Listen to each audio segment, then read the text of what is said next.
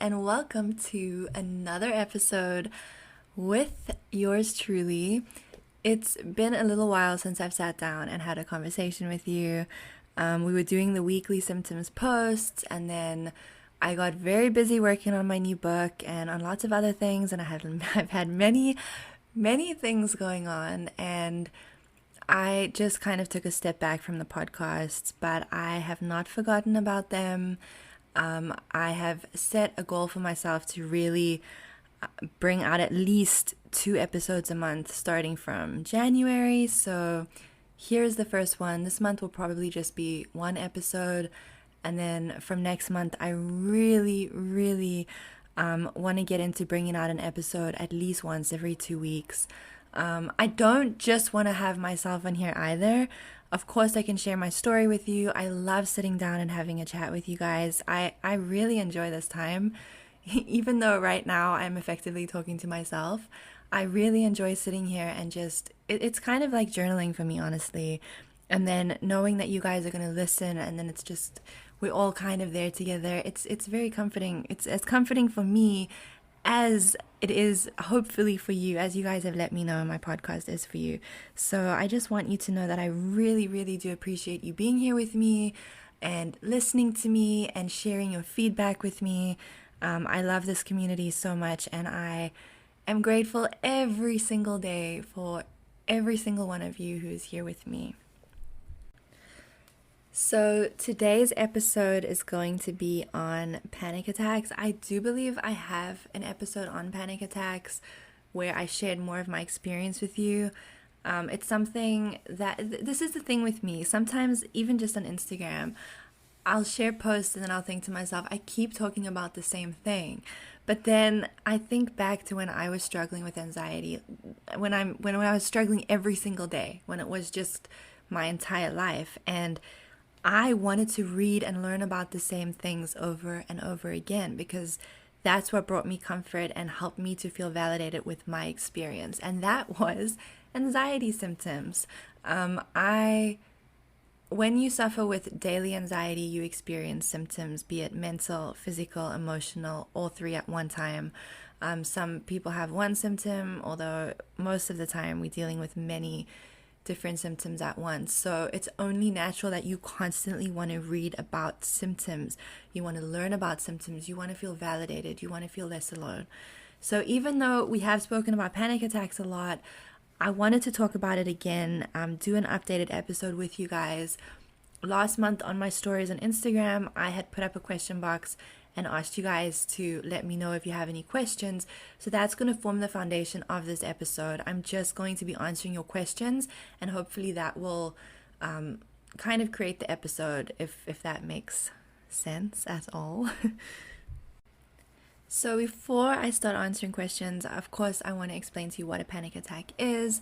A panic attack happens when your brain perceives any kind of threat to you that it sees as something potentially life-threatening.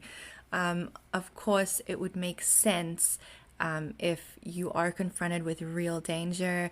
I always bring up the example of if you're on a walk or on a trail and you're confronted with a bear or a cougar or something, and of course, all of the stress response is going to kick in, and all of these things are going to happen in your body as adrenaline flows, and your body just is primed for fight or flight. So you're in that fight or flight mode where you either become a lot stronger because you feel like you have to fight the threat, or you become a lot faster, you have to flee, and you have all of these physiological responses happening in your body to try and protect you against the threat.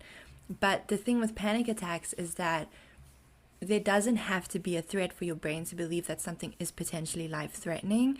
Our brain can't always tell the difference between real danger and something that is not real.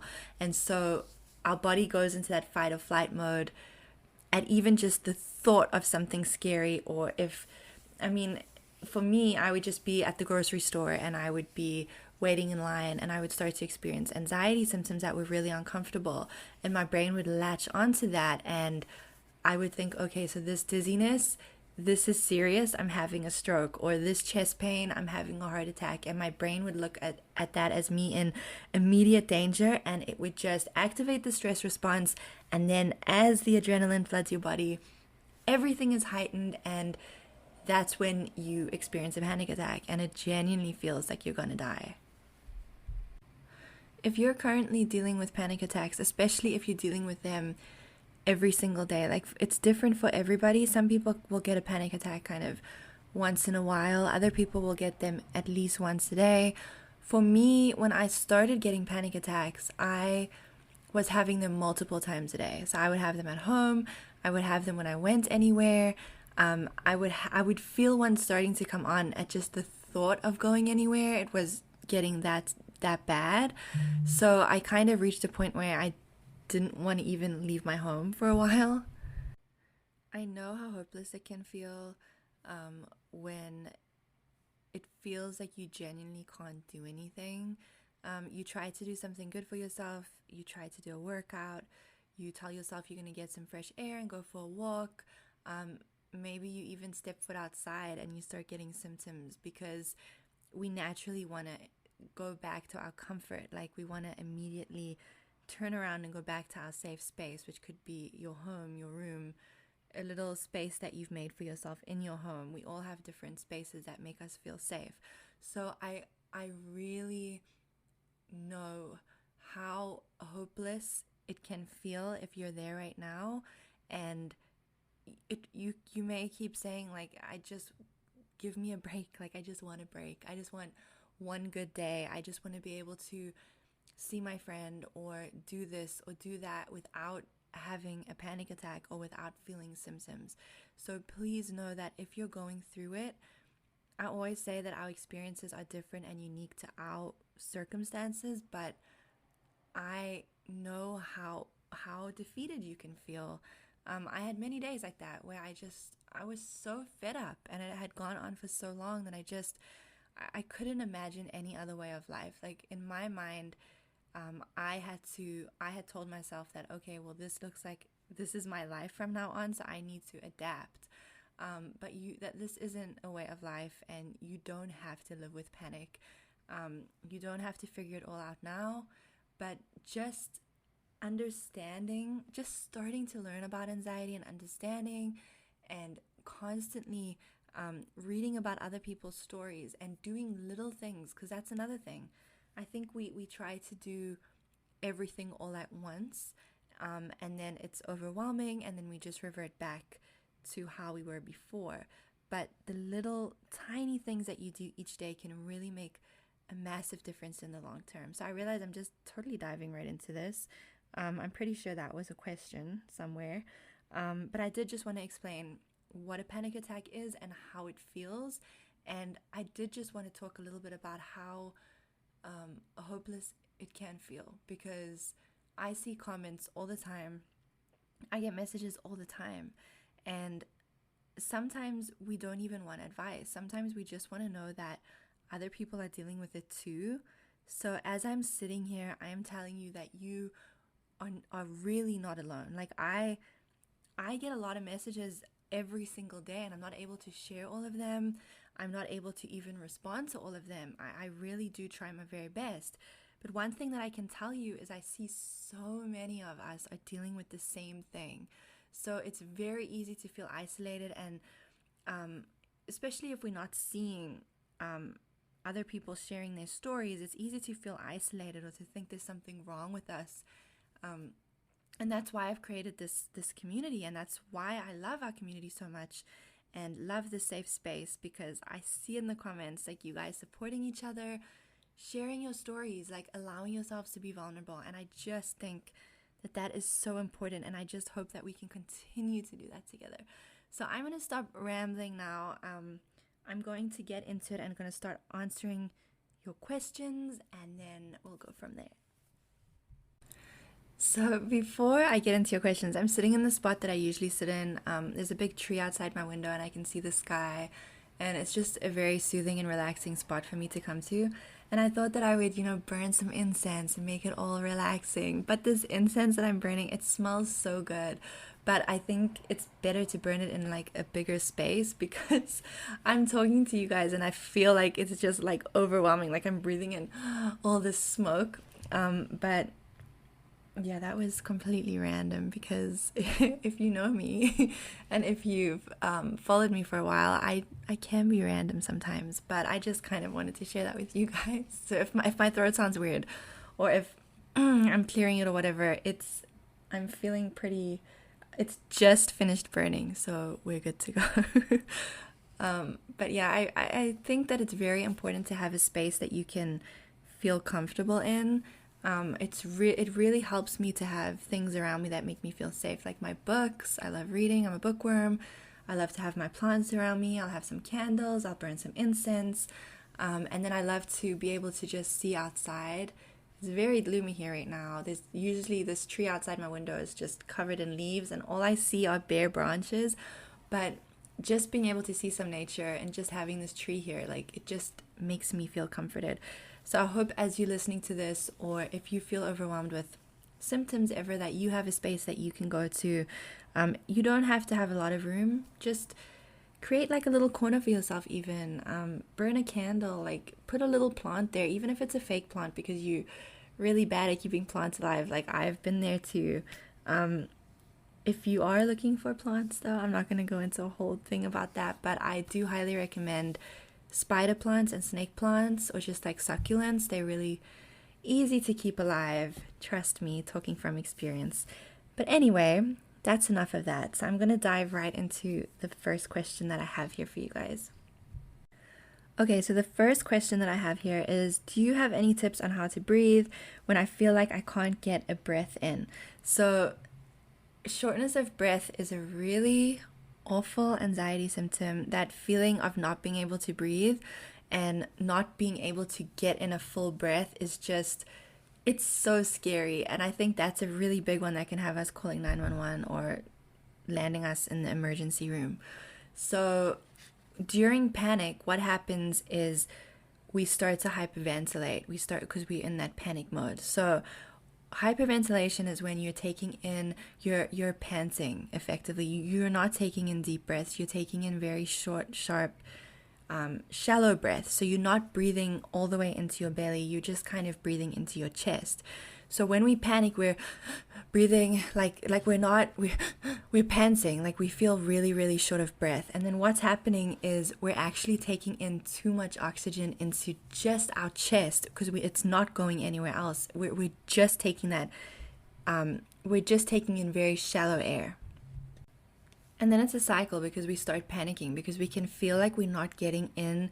It feels like we're not getting insufficient air.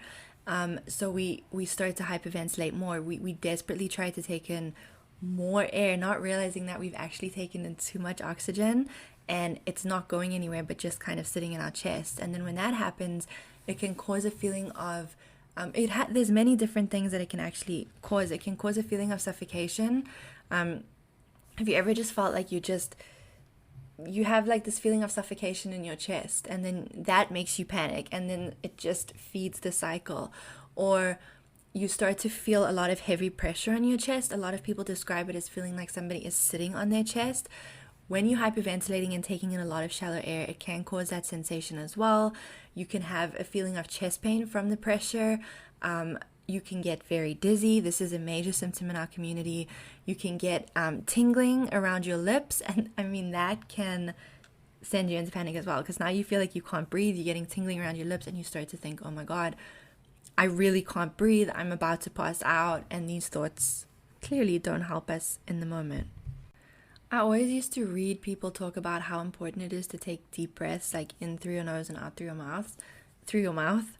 And I never really fully understood it because every time I tried that, especially when I was right in the middle of a panic attack, it didn't feel like it was working for me. So I would try to take like a breath through my nose and out through my mouth, like, like the box breathing and all of that. And it didn't feel like anything was happening. So then that would make me panic more because I'm like, okay, well, I'm trying the deep breathing, but it's not working. I didn't obviously understand hyperventilation and how I was actually taking in too much oxygen, and because I was panicking, it wasn't going into my belly, it was just staying in my chest. And then when I started to learn about this, I learned about how nostril breathing, so just breathing in and out through your nose, or alternate nostril breathing can really, really, really help with this. So you want to try to streamline the amount of air that's coming in and out of your body. When we panic, we're gulping air. We're taking in too much of it. So we want to streamline it so we're able to get that air to go into our bellies and not just into our chest, and then which then causes all of those symptoms. And what's so scary about those symptoms is that you really do feel like you're going to pass out.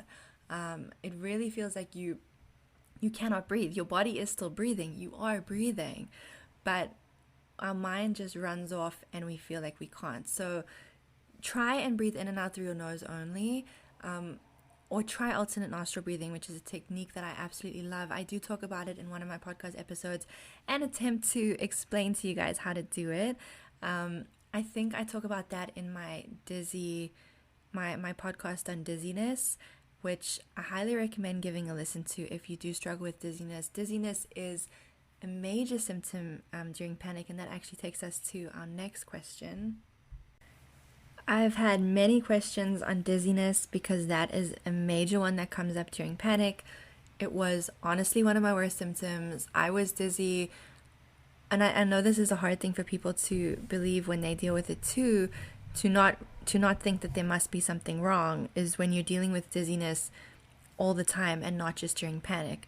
So it would intensify during a panic attack, but I was at the point, my anxiety was so severe, my body was in a chronic state of inflammation, I was permanently on the brink of fight or flight, so I was dealing with dizziness just all the time. And I wasn't breathing properly all the time. There were a lot of other things contributing, so I was dizzy all the time. But then when it went into panic, it would only intensify. The dizziness was a top reason why I didn't want to go anywhere, because that feeling of not being stable, especially if you go for a walk or you go out and there's a big open space and you have nothing to literally lean on, it's very, very scary, and it's hard to explain unless you have experienced it yourself.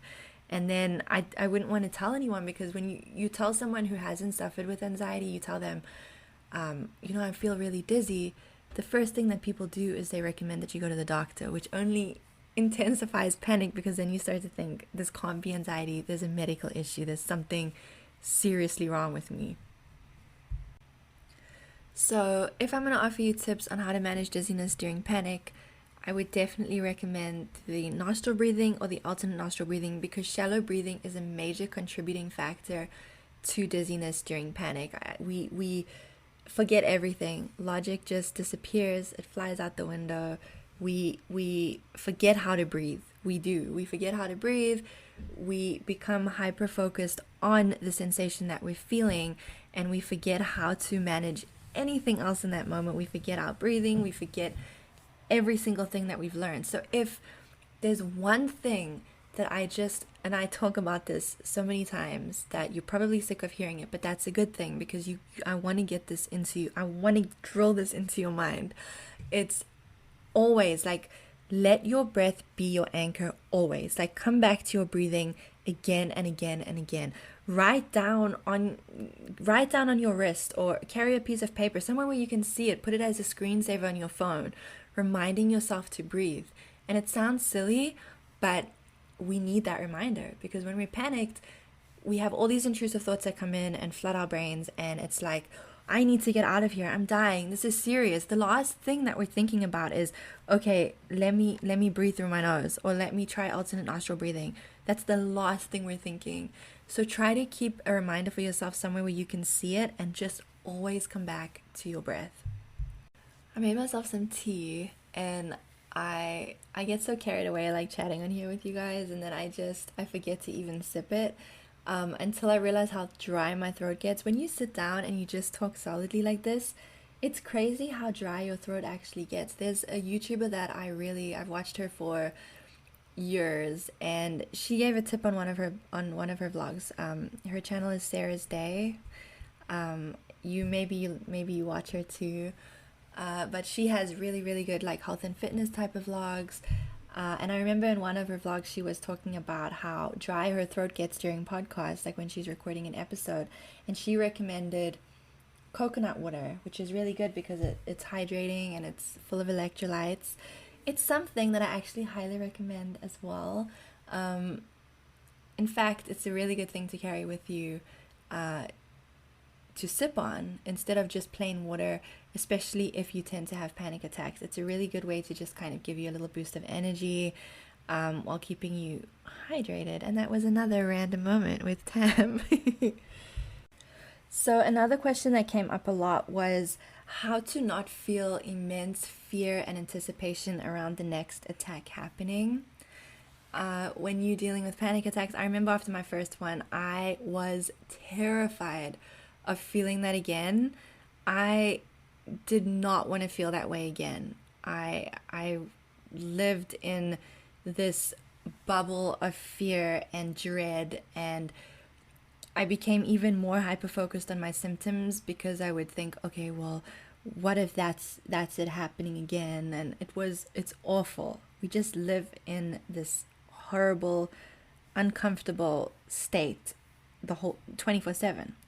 So what I would tell you here is how to not fear the next attack happening is to be okay with it happening.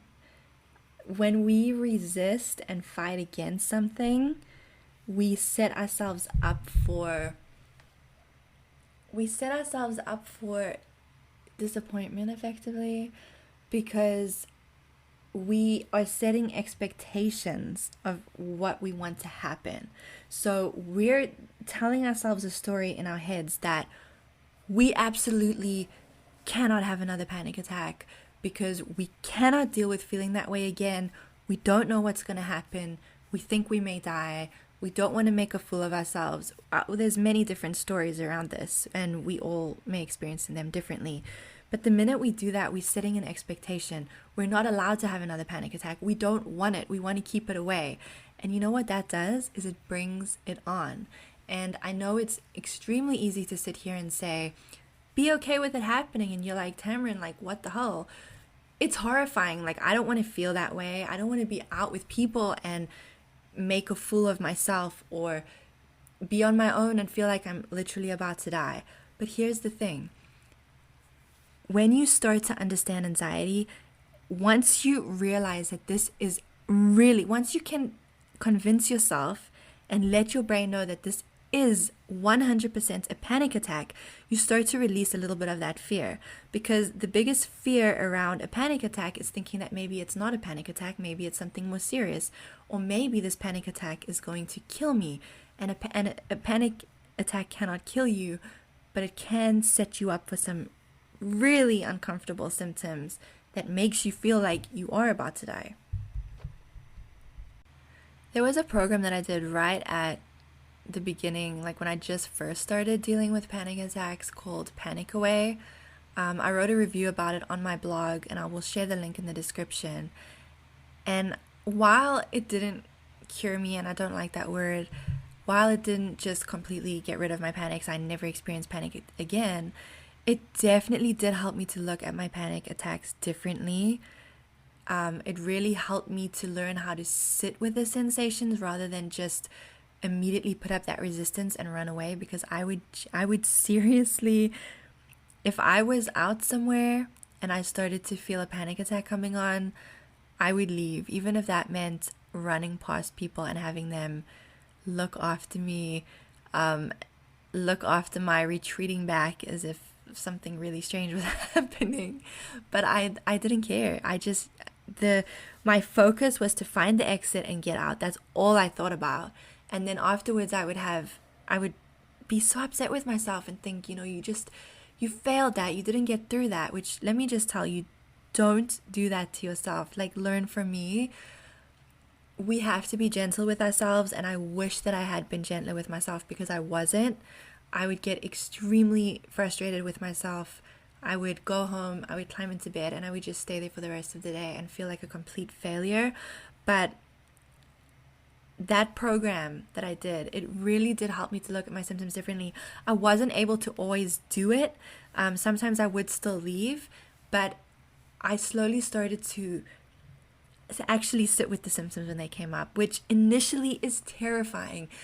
You just have to get through those initial first few times, and then I promise you it does get better, because what you're doing is you're showing your brain, I'm not responding to what you're throwing at me, which is then in turn telling your brain, okay, you know what, maybe this isn't as serious as I thought. So you are the one that has to let your brain know that you're not in danger.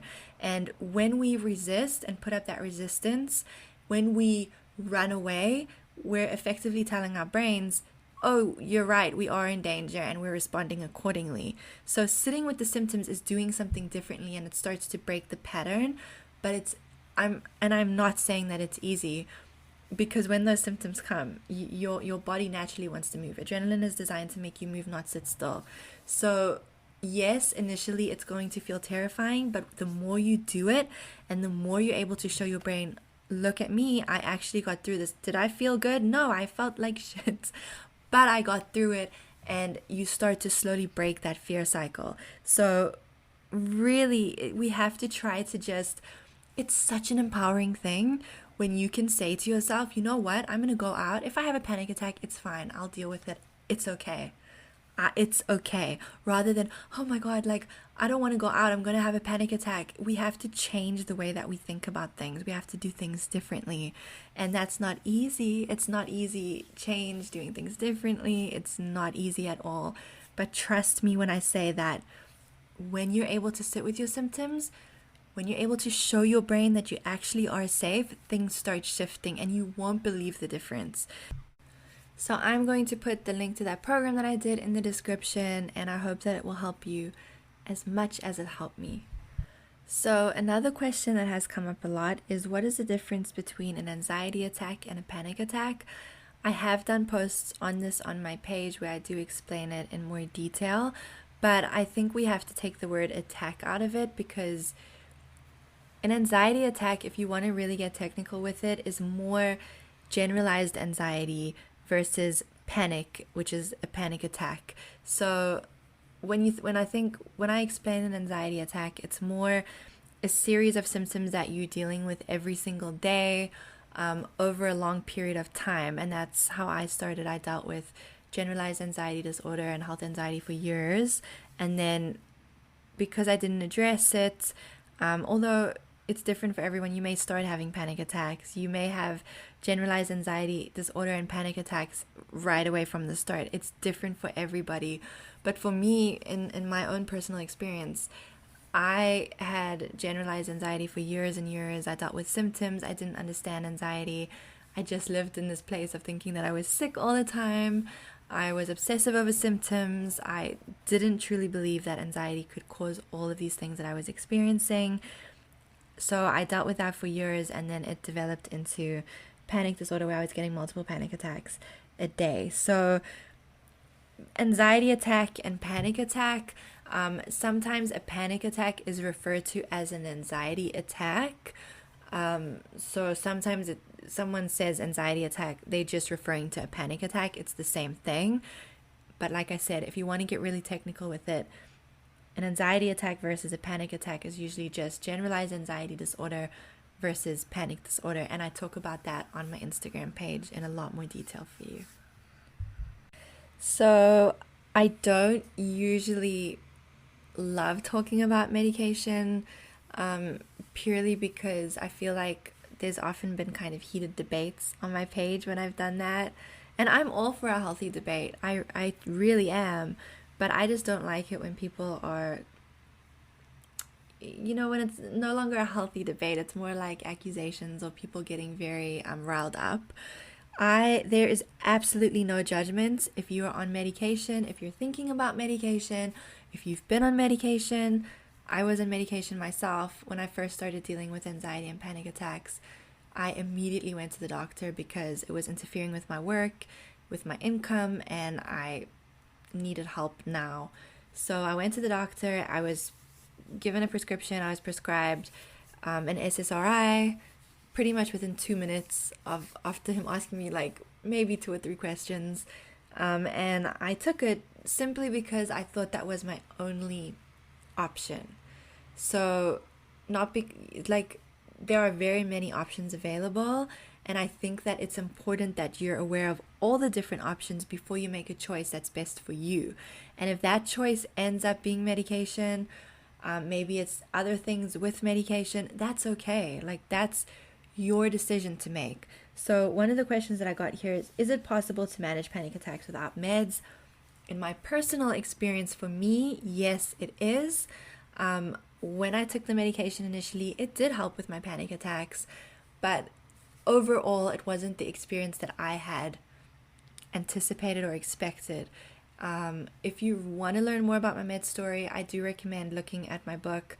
I have some way older posts where I talk about it, but it's something that I kept more to my books, where I share more in there. But yes, it absolutely is possible from my personal experience. I think the important thing is making sure you're doing lots of other things that is going to help to support your nervous system on your journey.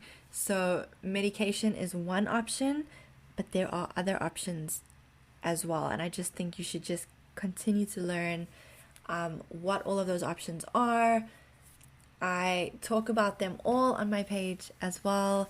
The breathing is a big one, the types of foods that you eat, finding ways to manage stress. All of this works together. So that actually takes me to the next question, which is some foods that I could recommend to calm the nervous system. Overall, I really recommend looking at what you're eating. If you're eating a lot of processed foods every single day, and then you carry some healthy snacks with you, that's not going to help you in the long term, because the processed foods are still creating a lot of inflammation in your body, which is only increasing stress hormones and intensifying all of your symptoms. So overall, you want to really try to be as healthy as you possibly can, because everything you put in your body has a direct impact on your gut, has a direct impact on your mind, your mental health, your symptoms, how you feel. So I always say everything in moderation. I'm not going to sit here and say, don't eat one thing bad. Like, I don't believe in that. But really try to pay more attention.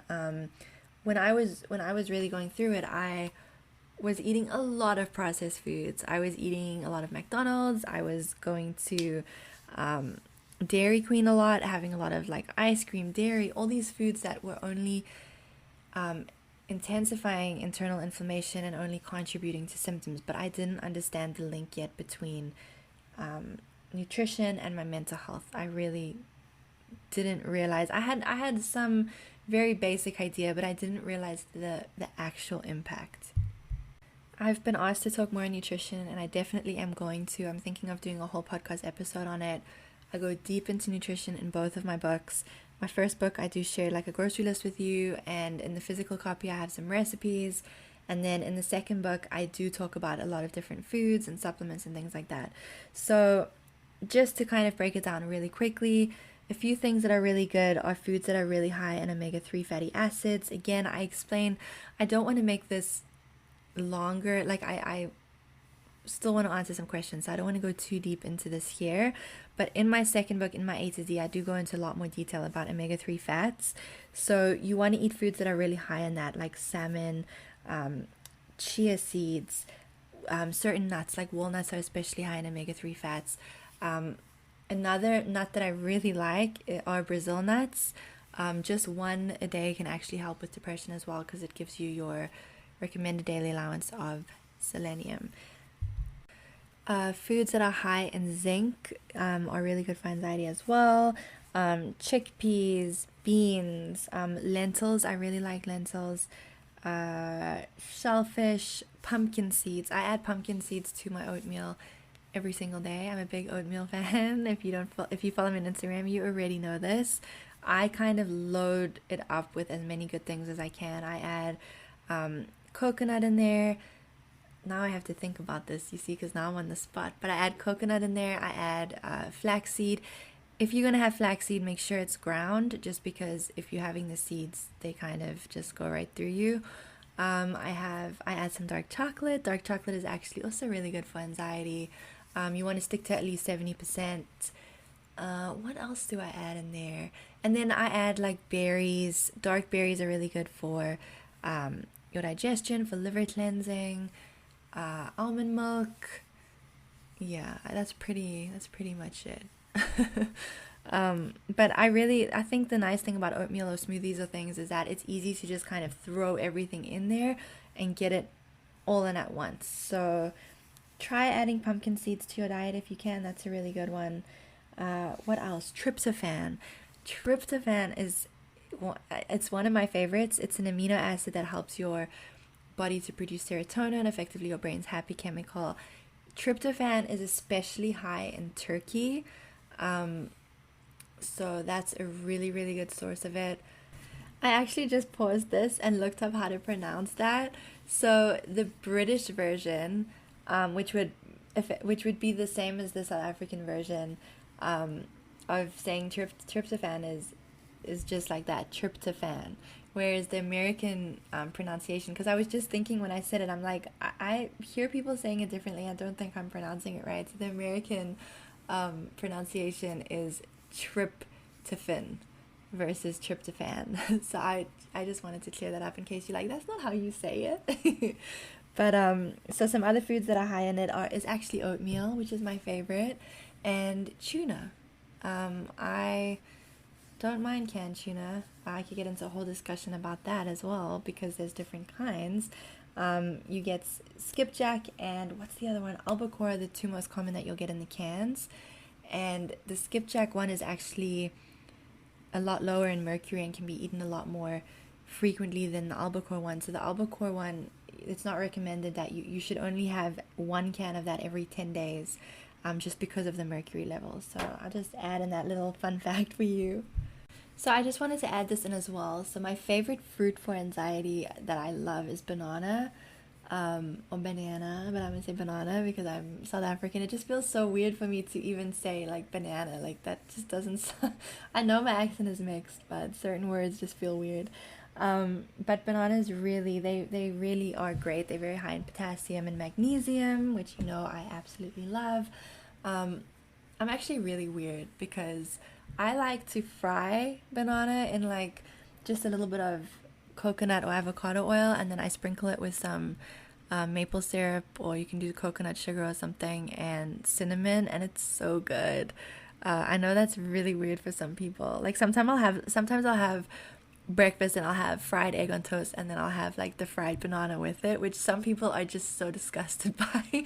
But for me, I'm really into it. And then another fruit that I really like are cherries. Cherries help to promote melatonin, which is your sleep hormone, which can help you to sleep better. So it's especially good to have as a bedtime snack. So the next question is, how do you get over yours quickly? The high heart rate is seriously the worst, and I absolutely agree with you.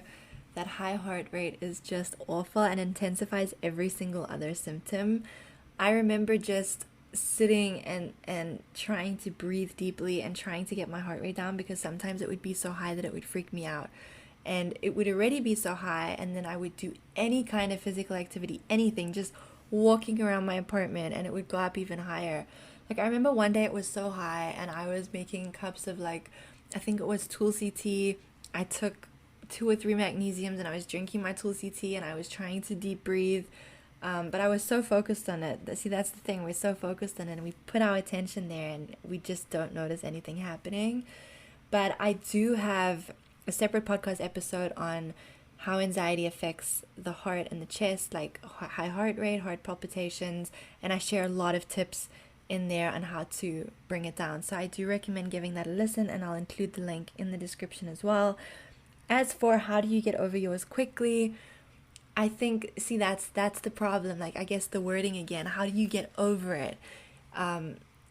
You have to get through it. You have to sit through it to get over it. Although I don't like to say that because I feel like that's being harsh with ourselves, you know, like I have to get over this. I have to get through this. You will get through it. Panic can only last so long. Adrenaline levels can only peak for so long before they have to come down. So it's what you're doing while they're peaked. And if you're able to just sit, as I mentioned earlier on, if you're able to sit through that, if you're able to sit through the worst of it, those symptoms will come down. You may still experience symptoms, and this is another question that we've been getting, that I've been getting a lot is, can the symptoms linger? Why do the symptoms linger after? Like, why do I just experience symptoms Why don't I just experience symptoms during a panic attack? Why do they continue on? And this is the thing, when you're in a chronic state of anxiety, when your body's like dealing with some kind of inflammation due to 24/7 stress hormones, you're going to be feeling physical symptoms all the time to some extent. And then during panic, when it's just that release of adrenaline, everything is just intensified. So I think it's very important to realize that it is completely normal to experience symptoms 24/7 and then have them intensify during panic. Some people don't experience symptoms and then just during panic it peaks, whereas other people experience it 24/7. So don't compare what you're going through to someone else who may have it differently, because then what happens is we start to think that there must be something wrong because our experience is different, but it's normal to have a different experience. So I think I'm going to end this here. I don't want to just ramble on forever. There's going to be endless questions on this, so I definitely will do another episode where I'll answer even more questions. But if I sit and answer every single question, we'll be here for like 2 hours. And I don't want to overload you with information. Like I always tell you, when I record a podcast, when I share certain posts, especially the symptoms-based posts, it's really to give you comfort and to show you that you're not alone, and to just try and help you to understand why you're experiencing symptoms and that it's completely normal. So I really have tried to share some things in here with you. I hope it isn't overwhelming, and I hope that you do feel like you're taking something from this that you can actively go and use. I recommend checking out the panic attack posts on my page. I always tell you guys to read the captions and the comments, because the comments, people are supporting each other and it helps you to feel validated, less alone. And then in the captions, I really do go a lot deeper with giving some tips and advice. Of course, my books. If you really want everything in one place, I do recommend my books, because that's where I really am able to just go into it with you. My new book, I do share quite a lot of information about panic attacks, the difference between panic versus anxiety, the different types of anxiety. I share lots of things that help me, that I recommend. I share foods, supplements. I go especially deep into nutrition in my first book. And then in the second book as well, I talk about every single symptom. Because when you're dealing with anxiety, when you're dealing with panic disorder, you're dealing with symptoms, and Google is not fun. We look up a symptom on Google and it often sends us spiraling into panic. So I do highly recommend my A to Z book. I can't even believe that it's actually available. I feel like I was talking about it for so long. You know when you just talk about something for so long and then it actually happens and you're like, oh wow. So like now I'm actually talking about it like it's ready.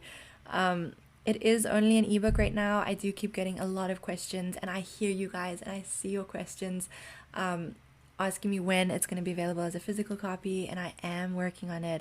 It will be this year, and it will be pretty soon. I don't want to give an exact date. I really am aiming for next month, honestly, but I don't want to say that and then it doesn't happen. But definitely within the next 2 months. Like, let's just say that for now. So it is coming as a physical. Right now it is available as an ebook, and I will link that in the description for you. Thank you for sitting with me for the past, I don't know, I think it's been like 40 minutes now. Thank you for being here with me and listening to me. I hope this has brought you some comfort if you're struggling now. And I am so sorry if you're going through it, because it's hard to put into words exactly how horrible it feels. And how lonely it feels, and how defeated you feel, and how scary it feels, honestly. You live in fear, and it's not a good place to be. So I really do hope that this has brought you some comfort. I hope that my Instagram page brings you comfort. Like I said, I truly, this community is my entire heart, and I will continue to show up for you guys and share my stories with you. Thank you for listening to me and for allowing me to do that, and for allowing me to be vulnerable and share my experiences. I apologize if this was a bit of a ramble, and if I was a little bit rusty. It always happens. When I was getting into it week after week, I feel like I was really getting in my groove and like just getting in my zone, and it was just a lot easier somehow. But I haven't done this for a while, so I sit down and I find myself rambling. But I don't want to edit a whole bunch of stuff out. I just want this to feel natural, and I just want you to get a sense of who I am, because I'm not, like, none of us are perfect. No one sits down and records a podcast or creates anything and it's just perfect. We often doing a lot of editing behind the scenes. So I'm going to just leave in all the little rambles that I've done. I hope they made you smile at least. And I hope that you have a great rest of your day and a beautiful weekend. And know that you can come to my Instagram page. You can come and listen to this as many times as you need to. I'm sending you all the love in the world, and I will talk to you soon. Okay? Bye.